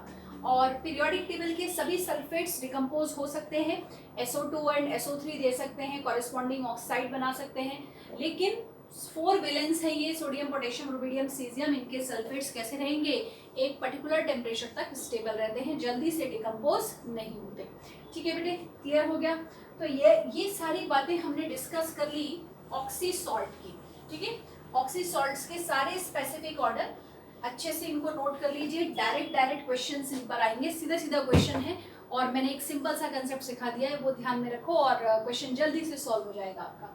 अब आ जाते हैं हैलाइड्स पर। नाउ हैलाइड्स के केस में देखो, हैलाइड्स थोड़ा सा कॉम्प्लिकेटेड है। कॉम्प्लिकेटेड इसलिए कि यहाँ पर ऑर्डर्स में कोई बहुत रेगुलर ट्रेंड देखने को नहीं मिलेगा। ऑर्डर्स कैसे रहेंगे, इरेगुलर रहेंगे, और जब इरेगुलर है तो थोड़ा सा टेंशन आ ही जाता है कि भाई ऑर्डर्स कैसे हैं, इरेगुलर है। लेकिन वो भी इस तरह से आपको कि मैं एक्सप्लेन करूँगी सॉल्ट एनालिसिस पार्ट में, तो वहाँ पर भी बहुत जो कंसेप्ट्स लगते हैं वो क्लियर समझ में आ जाएंगे। यहाँ मैं थोड़ा सा एक उसका जस्ट लिटिल ब्रीफिंग दे रही हूँ आपको कि हैलाइड्स में देखो सबसे पहले क्या करना है। देखिए हैलाइड्स बेसिकली ये छोटे छोटे आयंस हैं, monovalent ions, F-, Cl-, Br- और I-। कभी एक सिंपल सा क्वेश्चन अगर हमसे पूछा जाता है कि मेल्टिंग पॉइंट का ऑर्डर क्या होगा एल्कली मेटल्स के हैलाइड्स का, ठीक है, तो या फिर जो है आयनिक नेचर का ऑर्डर क्या होना चाहिए।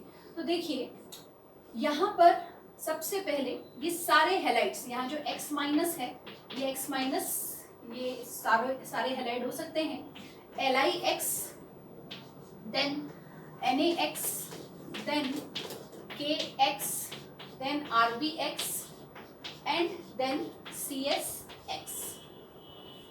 ये एक ऑर्डर बना लीजिए दिमाग में। मीन्स यहाँ पर देखिए कि क्या यहाँ अलग है। सी यहाँ पर कैटायन हमने क्या लिया है, डिफरेंट, एनायन कांस्टेंट होगा। ये ऑर्डर तब देखेंगे आप जब कैटायन कैसा है, कैटायन डिफरेंट है और एनायन कैसा है, कांस्टेंट है। देखिए एक्चुअली यहाँ जैसे मैंने कहा क्वेश्चन थोड़ा कॉम्प्लिकेटेड कब हो जाता है बच्चों के लिए, क्योंकि यहाँ एनायंस भी डिफरेंट है। F-, Cl-, Br-, I- हो सकता है। हर एनायन का साइज अलग अलग है, और अगर जब कैटायंस भी डिफरेंट होंगे तो फिर वो क्वेश्चन थोड़ा सा संभल के करना है, मतलब थोड़ा सा संभाल के करेंगे तो वो हो जाएगा। अब यहाँ पर मैंने इसको एक सिंपल कांस्टेंट सिंप्लीफाइड वे आप याद रखिए कि कैटायन अगर डिफरेंट हो रहा है और एनायन कैसा है, कांस्टेंट है। ठीक है, तो यहाँ पर अभी जैसे कि ये, तो सबसे पहले ये इनका क्या रहेगा, दिस इज स्टेबिलिटी ऑर्डर। तो ये यहाँ पर हम बोलेंगे कि थर्मल स्टेबिलिटी, अगर ये X- भी हमने कांस्टेंट कर दिया, चलिए X- क्या है, फ्लोराइड है। ठीक है, तो X- अगर फ्लोराइड है तो ऑर्डर ये रहेगा। तो थर्मल स्टेबिलिटी का ऑर्डर ऐसा रहेगा। तो थर्मल स्टेबिलिटी इस ऑर्डर में डिक्रीज होगी, थर्मल स्टेबिलिटी डिक्रीज होगी, आयनिक नेचर भी क्या होगा, आयनिक नेचर भी डिक्रीज होगा। ठीक है, आयनिक नेचर ऑल्सो डिक्रीजेस। जब आयनिक नेचर डिक्रीज होगा तो मेल्टिंग पॉइंट भी क्या होंगे, मेल्टिंग पॉइंट भी डिक्रीज हो जाएगा। ओके, ऐसा क्यों हुआ, क्योंकि हमने यहाँ पर एनायन को फिक्स कर दिया। एनायन फिक्स क्या हो गया, फ्लोराइड। तो फ्लोराइड्स यहाँ पे सारे फ्लोराइड्स हैं, तो लिथियम फ्लोराइड सबसे ज़्यादा कैसा हो जाएगा, सबसे ज़्यादा स्टेबल हो जाएगा। छोटा बच्चा छोटे बच्चे के साथ हैंडशेक कर रहा है तो यस वो स्टेबल होगा, और जब सबसे ज़्यादा स्टेबल हो गया तो उसकी थर्मल स्टेबिलिटी सबसे ज़्यादा हो जाएगी, आयनिक नेचर भी जो है सबसे ज़्यादा होगा, और मेल्टिंग पॉइंट भी सबसे हायर हो जाएगा। डाउन द ग्रुप जब आप जा रहे हैं तो अब देखो कैटायन का साइज क्या हो रहा है, बढ़ रहा है, कैटायन का साइज बढ़ रहा है, एनायन कांस्टेंट है, एनायन कौन सा है, F- जो कि एक स्मॉल साइज एनायन है, तो यस डाउन द ग्रुप जाने पर उसकी स्टेबिलिटी क्या होगी, डिक्रीज होगी। ठीक है, क्लियर हो गया। तो एक ये आप एक पॉइंट इस तरह से देख सकते हैं। ठीक है, हैलाइड्स में। अब नेक्स्ट देखिए बेटा,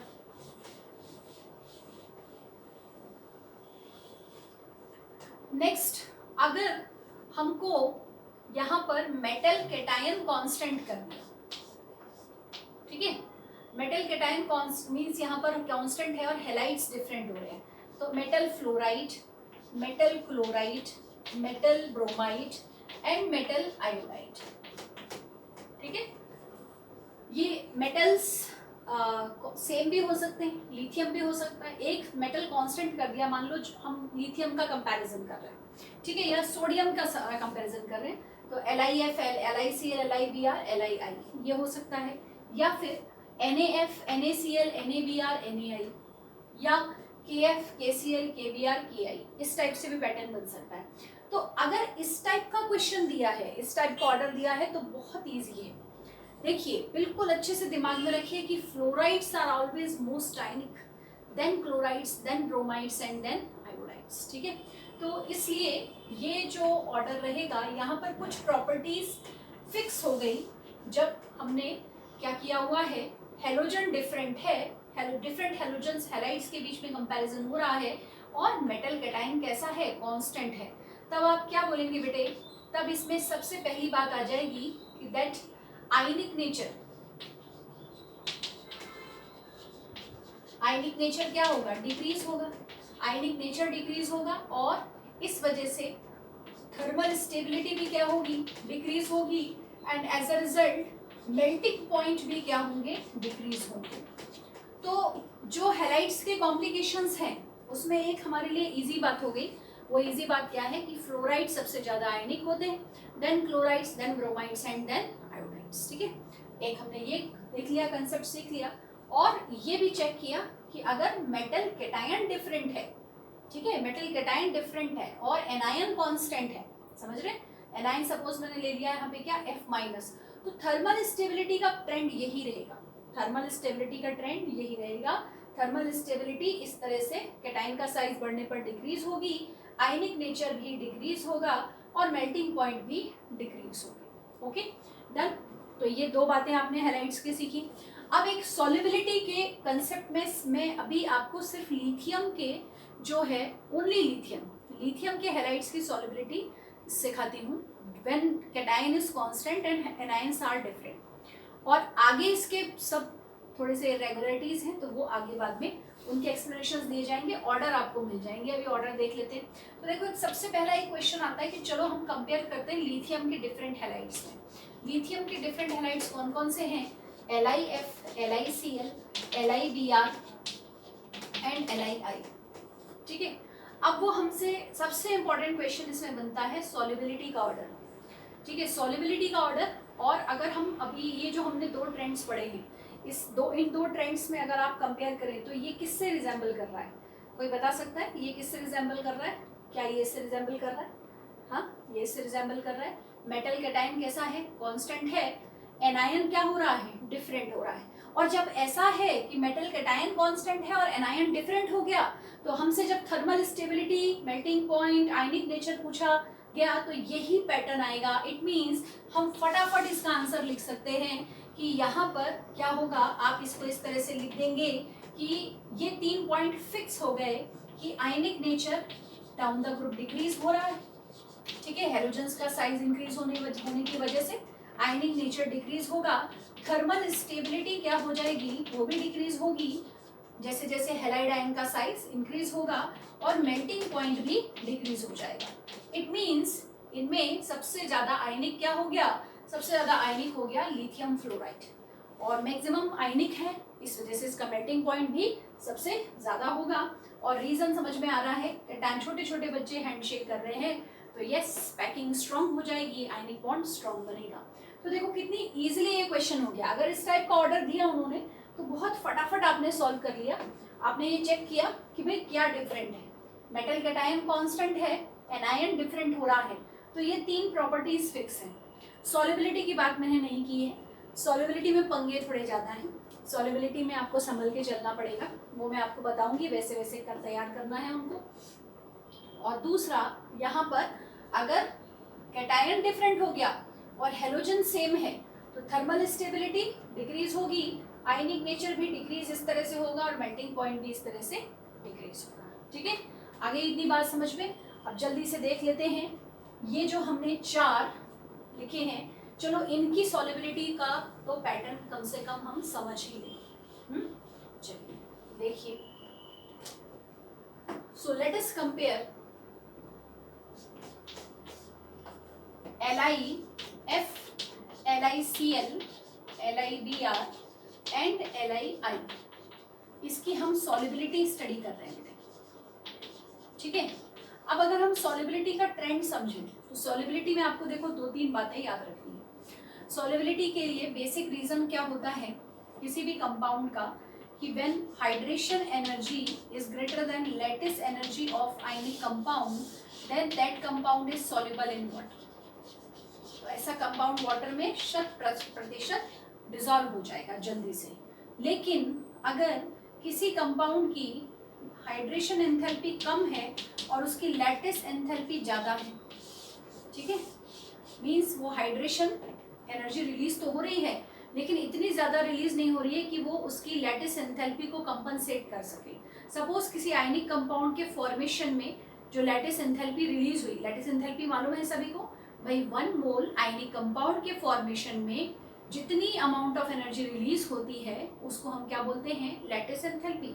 या अगर 1 मोल आयनिक कंपाउंड को ब्रेक करने में जितनी एनर्जी लगती है, उसके आयंस को सेपरेट करने में आपको जितनी एनर्जी लगेगी वो भी लैटिस एंथैल्पी ही है और ये सेम रहेगी। इन्फिनिटी में 2 आयंस बन गए, सोडियम आयन क्लोराइड आयन। अब वो इन्फिनिटी से जैसे ही अट्रैक्ट होंगे और इलेक्ट्रोस्टैटिक फोर्स ऑफ अट्रैक्शन से बाउंडेड होकर एक कंप्लीट लैटिस बना लेंगे। 1 मोल कंपाउंड की एक परफेक्ट लैटिस बनती है, सॉलिड स्टेट आपने अभी पढ़ाई है। तो उस फॉर्मेशन में जो एनर्जी रिलीज होगी, बॉन्ड फॉर्मेशन में भी एनर्जी रिलीज होती है और या बॉन्ड ब्रेकिंग में एनर्जी एब्जॉर्ब होती है, so that is lattice energy. तो हाइड्रेशन सीखा आपने फिनोमिना, जब हाइड्रेशन हो रहा है तो हाइड्रेशन इतना होना चाहिए, हाइड्रेशन एंथैल्पी इतनी ज़्यादा रिलीज होनी चाहिए कि वो उसकी लैटिस एंथैल्पी से ज़्यादा हो। सपोज एक कंपाउंड की लैटिस एंथैल्पी जो है 500 किलो जूल पर मोल है और उसकी हाइड्रेशन एंथैल्पी कितनी रिलीज हो रही है, 900 किलो जूल है, तो यस वो कंपाउंड जल्दी से डिसॉल्व हो जाएगा। लेकिन अगर हाइड्रेशन सिर्फ 200 है और लैटिस एंथैल्पी 500 है तो फिर वो डिसॉल्व नहीं होगा। So it is insoluble in water. आपने ये कंसेप्ट केमिकल बॉन्डिंग में पढ़े होंगे, ठीक है। अब ये बातें मैंने यहाँ पे क्यों की, क्योंकि अभी हमको ये जो 4 हैलाइड्स रखे हैं इनकी सॉल्युबिलिटी चेक करनी है। देखिए हम सोचे कि सबसे आयनिक कंपाउंड्स वाटर में डिसॉल्व हो जाते हैं, तो यहाँ पर सबसे ज़्यादा सॉल्युबल किसको होना चाहिए, मोस्ट आयनिक है लिथियम फ्लोराइड। यस, अगर आयनिक नेचर कंपेयर करने को बोला तो आपने देखा ही है मोस्ट आयनिक क्या है, लिथियम फ्लोराइड, तो इसको सबसे ज़्यादा सॉल्युबल होना चाहिए। लेकिन ऐसा नहीं है, एक्चुअल ट्रेंड इसमें सॉल्युबिलिटी का कैसा है, लिथियम क्लोराइड सबसे ज़्यादा सॉल्युबल होगा, फिर lithium bromide and then lithium iodide and least will be lithium fluoride. Least soluble है, लिथियम फ्लोराइड कैसा हो गया, लीस्ट सॉल्युबल हो गया।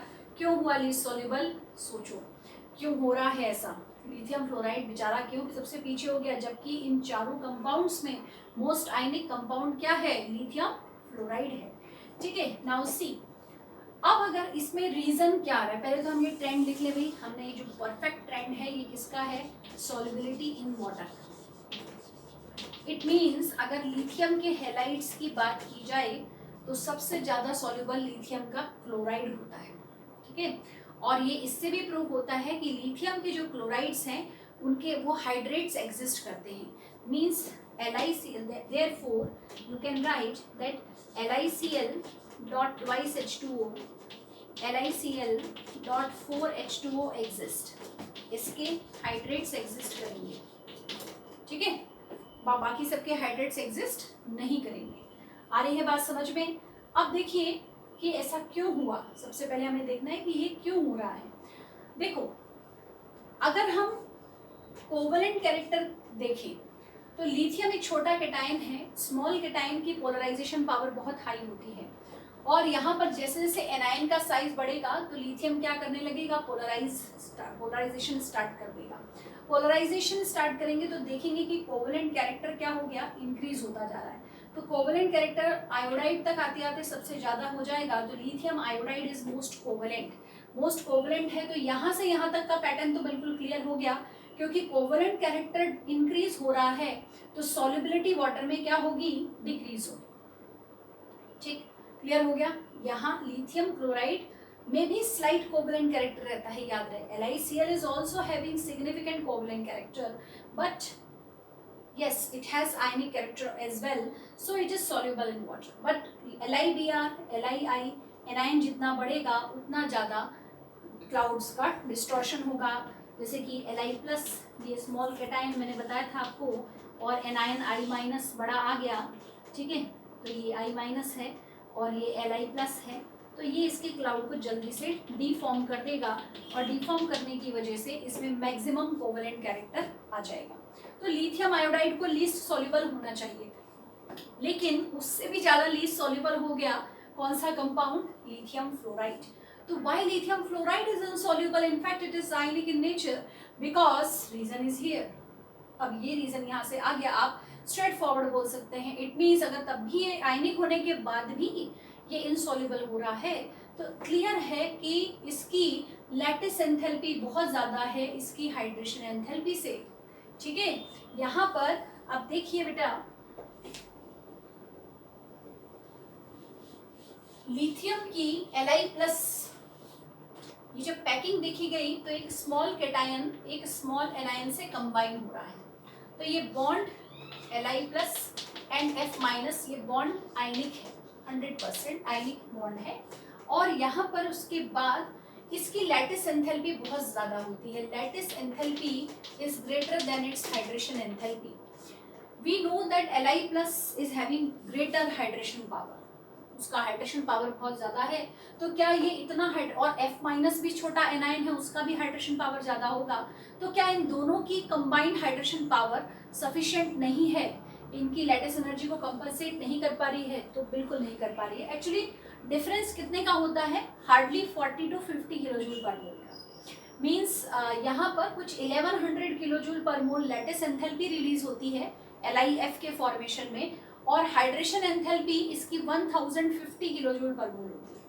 तो 50 किलोजूल से नियरली ये रह जाता है, हाइड्रेशन एंथैल्पी उतनी कम पड़ जाती है, इसलिए ये कंपाउंड, दैट्स व्हाई LiF कैसा हो गया, is practically insoluble in water. ये वाटर में पत्थर की तरह पड़ा रहेगा, ये डिसॉल्व नहीं होगा, ठीक है। And Li is insoluble, why, because this is having maximum covalent character. अगर आपसे पूछा जाए तो ये भी एक बात याद रखनी है कि लिथियम आयोडाइड में, मीन्स पूछते हैं लिथियम के किस हैलाइड में मैक्सिमम कोवेलेंट कैरेक्टर है, तो Li has maximum covalent character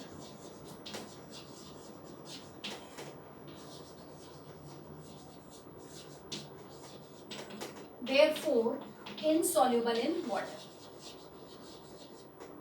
therefore insoluble in water but soluble in organic solvents, okay, soluble in organic solvents। ये भी एक अच्छा क्वेश्चन है, अंडरस्टैंड, क्लियर हो गया बेटे सभी को। तो लिथियम हैलाइड्स के लिए लिथियम के डिफरेंट हैलाइड्स हमने कंपेयर कर लिए, और जैसे मैंने कहा कि अब हम जब इसके आगे जाएंगे, आगे कहाँ कि हमको कंपेयर करना होगा क्लोराइड्स को, LiCl, NaCl, इन सबको, KCl को, या ब्रोमाइड्स को, आयोडाइड्स को, तो वहाँ पर थोड़े ऑर्डर्स चेंज है, ठीक है। तो वो ऑर्डर्स का एक्सप्लेनेशन सॉल्ट में अच्छे से हम कर समझ लेंगे उसको। अभी इतना भी आपने ध्यान में रखा तो काफ़ी है, ये नोट कर लीजिए बेटा।